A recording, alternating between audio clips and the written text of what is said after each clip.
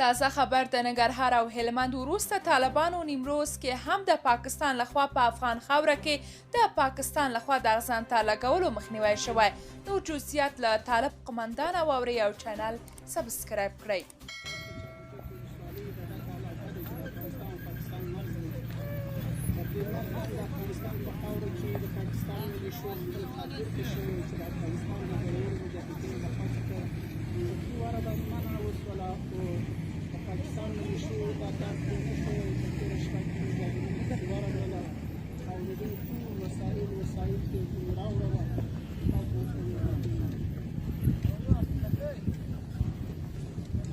د یادونې وړ ده چې تېره اونۍ ننګرهار کې د طالبانو لخوا د پاکستاني پوځیانو لګول شوی اغزنتار له منځه وړی و او سیمه کې میشت ځایي طالبانو اغزنتار ځان سره راوړی و چې د ننګرهار د ملي امنیت مشر پاکستاني پوځیانو ته مخامخ ګواښ وکړ او وی ویل چې هیڅ چاته به اجازه ورنکړي چې پر افغان خاوره تاسیسات ولګوي.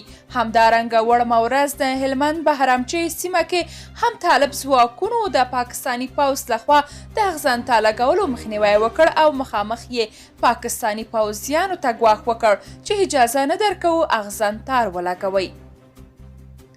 ګرانو لیدونکو، تاسو په دې اړه څه نظر لرئ؟ کومنټ کې شریک او چینل سبسکرایب کړئ.